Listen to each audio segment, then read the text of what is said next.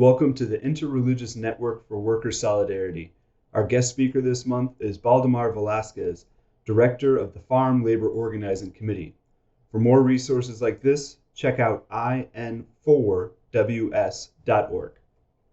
Thank you, Joseph. I appreciate the opportunity to be here with everyone. I'm presenting a message these days, not only to the general public, but to the members of Flock that work on farms stretching from North Carolina to Michigan, that we need to change the narrative of the public debate with agriculture workers. My scripture reference for this campaign is Matthew 12, verse 25, that a house divided cannot stand. And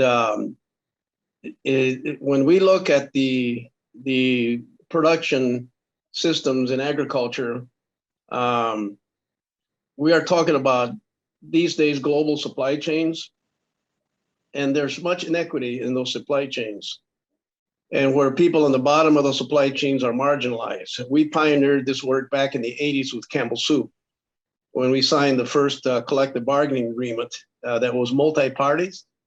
We got the manufacturers, the suppliers, which were the tomato growers and the farm workers, to sit at one table and negotiated one agreement in the entire supply chain. And the current narrative in Washington always is farmers against farm workers against farmers. One wins, the other loses. And when it comes to the differences in farming from, say, the West Coast to the middle part of the US, there's a huge difference. On the West Coast, you got mostly corporate farms that hire thousands of workers and have more access and control to their markets than the small family farmers that we're used to in the Midwest and the Deep South that are suppliers to major manufacturers and retailers. That puts these farmers in the same situation as peasant farmers in Brazil, Africa, and other places that plant, cultivate, and harvest crops to global buyers.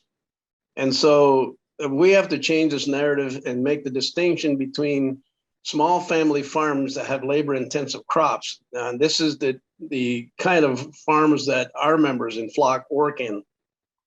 And so when the debate in Washington comes up to for instance, upgrading the H-2A prevailing wage, which they call the adverse effect wage rate, they call it the AWARE, and that it increases 75 cents an hour from one year to the next, those corporate growers in California can absorb that in their cash flow, but the small family farmers cannot.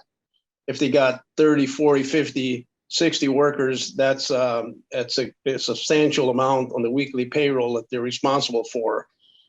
And the problem with these small family farmers is the contracts they get from tobacco companies, big retailers like Costco, Walmart, even grocery store chains. The prices they get does not take into consideration those increasing costs. And the trade agreements that we have with U.S., Canada, and Mexico, and the trade wars that President Trump got into with China, deeply undercut the cash flow of the small family farmers. We lost 93 million tons of tobacco to China. 85% of tobacco came from North Carolina, which means that the companies lowered the price of tobacco and cut acreage to those growers. That's less jobs for our members. And so we have to do something to bring the Flock model of supply chain negotiations before the public eye. If there's debates in Washington about raising the prevailing wage for workers, it's got to be tied to commodity prices. I've been talking a lot to the National Farmers Union and folks that champion the small family farms. There needs to be a national alliance of small family farmers and farm workers to go after these major manufacturers and retailers to tie farm worker wages and conditions to commodity prices. The National Farmers Union likes to call this market management. Something along that line needs to be created on the legal side in Washington. But more importantly, we have to win these struggles that FLOC has won in these supply chain agreements. That's what we've been campaigning against Reynolds American Tobacco, that is owned wholly by British American Tobacco. And we have a lot of pressure on them to negotiate a memorandum of understanding with FLOC, guaranteeing the freedom of association among their supplier farms in the US, and hopefully be able to duplicate that model to our counterparts in other countries. We've been working with the International Union Federation to help us put pressure on British American Tobacco. Some of you were participants in the Faith Leaders letter to British American Tobacco. By the way, I got a call from Reynolds last week about the letter. And he said, "What are your plans on that letter?" And I told him, "So, well, I think we're going to get the IUF to push for an audience with the faith leaders." And he said, "Well, hold up on that because I'm talking to British American Tobacco to get a response to the faith leaders on that letter." So it's coming, and there's pressure there. But the bottom line is the faith leaders are making the moral argument as to why they ought to negotiate with FLOC, some measure on neutrality, on freedom of association, and the ability to create a mechanism so that workers can have a voice, a direct voice in determining their conditions of their work, and hopefully open the door for the small family farmers to participate in that discussion. So this is what we're aiming to do now as the next step in trying to create that memorandum of understanding and agreement with Reynolds American that would allow us then to have neutrality on farms that are their suppliers, and not only in North Carolina, but Virginia, Kentucky, and Tennessee. And so that is the heart of tobacco production in the US. There's a few contracts in, I think in Pennsylvania, Massachusetts, minor production in other areas, but for the most part, the three big states are North Carolina, Virginia, Tennessee, spilling into Kentucky. So that is the current campaign that we are involved in. And there's talk with Reynolds American. It's just they haven't gotten over the hump. And hopefully this pressure on their owner, British American Tobacco, will help us get over that hump. So, I mean, this is what I think what it calls for in terms of as organizers and faith people, that for too long we've experienced life in agriculture outside of the mainstream of the American labor movement, outside of any regulatory protections that other workers enjoy. As you know, agricultural workers were excluded from the National Labor Relations Act in 1935. And the Southern Dixiecrats that negotiated with President Roosevelt couldn't see that at that time, Black people were mostly in agriculture. They couldn't see that Black people have the same rights as white people, and excluded agricultural workers from the NLRA. And every subsequent labor law reform since then has continued to exclude us, including domestic workers, because the issue was race to the Southern legislators. And we've lived with that racist legacy ever since. And it's time for us to change that legacy. It's time to give workers in agriculture in the fields the right to self-determination and the right to speak for the conditions of their lives and their work. Thank you, Baldemar, for that great statement. Let's open the floor for questions or comments from our group. I can't see everybody, so let me see. Anybody like to chime in? You just repeat the farm workers versus farmers, and now when you started out, you kind of went through what Washington, D.C. landscape looks like when you're lobbying.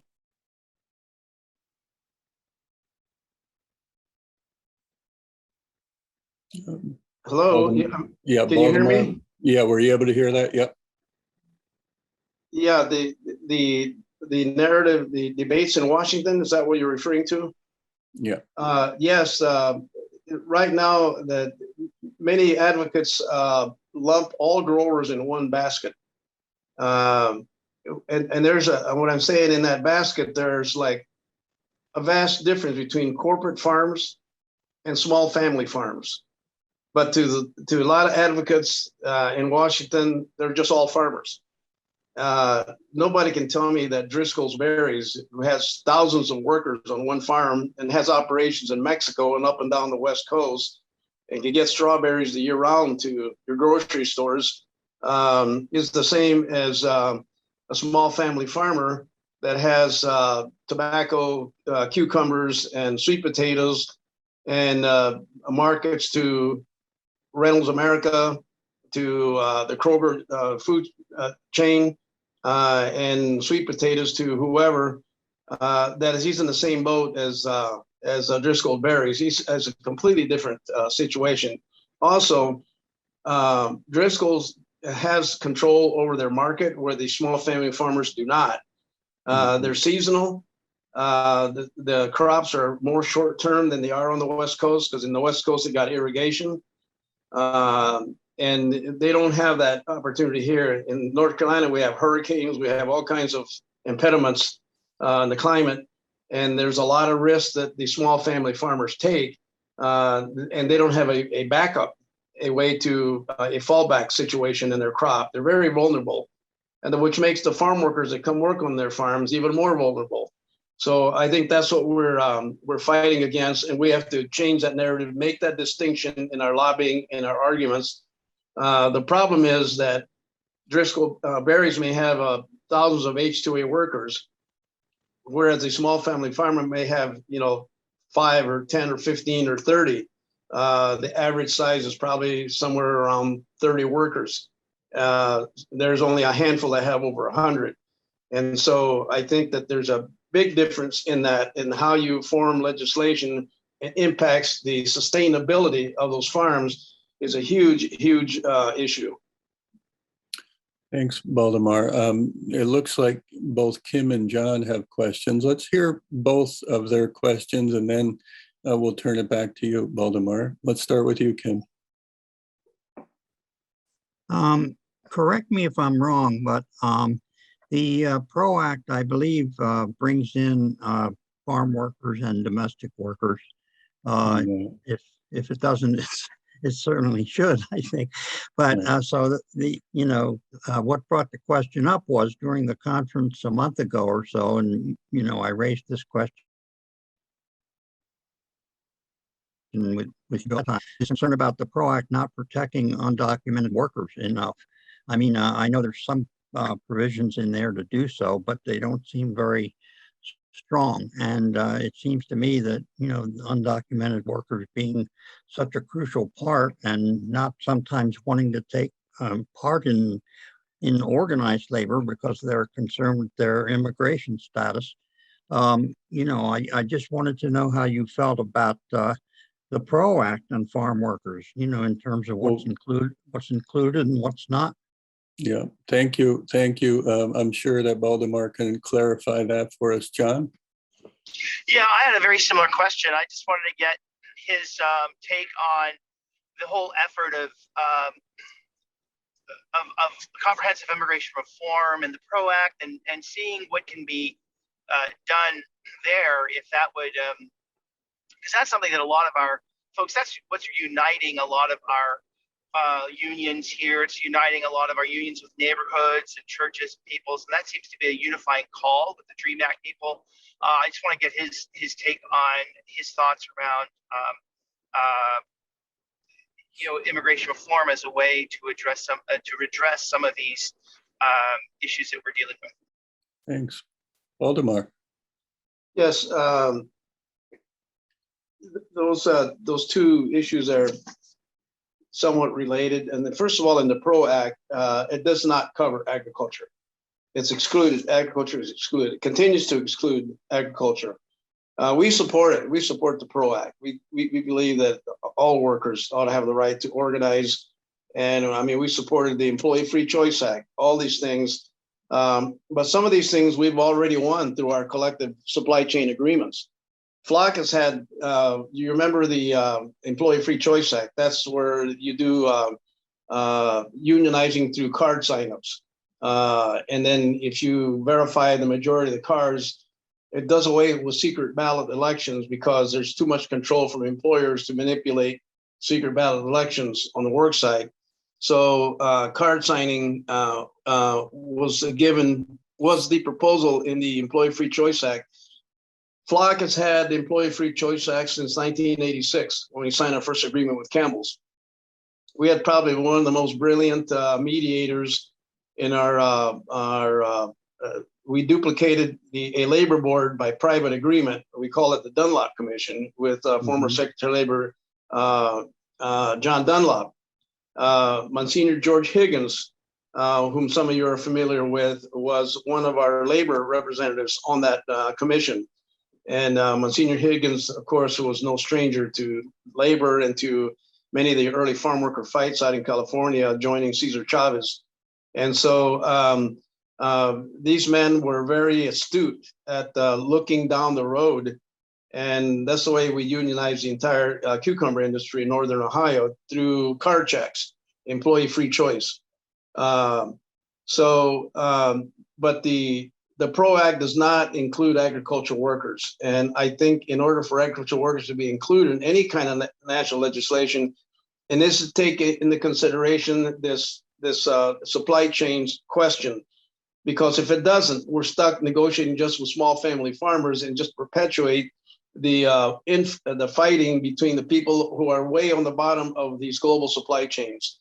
And the only winners in that are the manufacturers and retailers that are the huge corporate agricultural giants that get away with everything to this day. So that's on the Employee Free Choice Act, or PRO Act, I mean. And so the issue of immigration reform, I don't think anybody in Washington gets it. We're talking fundamentally here of the freedom of travel. We're talking here about the freedom of human beings to participate in that so-called community decision-making that affects their lives. And when we live in an integrated economy, which these trade agreements are designed to represent, our trade agreement with Mexico and Canada, they're integrating the economies, eliminating the barriers of tariffs for the free flow of goods and so on. We proposed years ago that any country that has agreements like this ought to give a visa, a freedom of travel within those countries for the purposes of work.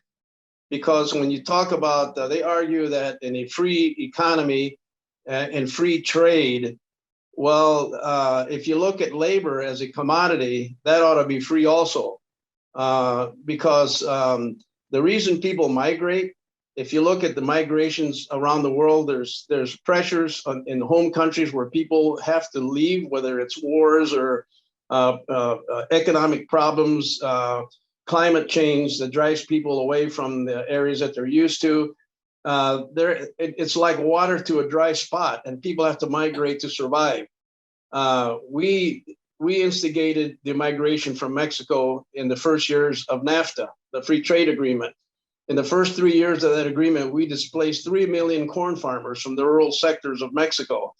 And what do you think 3 million people and their families are going to do? They're going to migrate to survive. That began to put pressure on the US border. That's when the huge migration started back, 14 years ago. And it's persisted. And our foreign policies in Central America has as much exacerbated the economic ruins of those rural populations. And when they try to defend themselves, they get assassinated.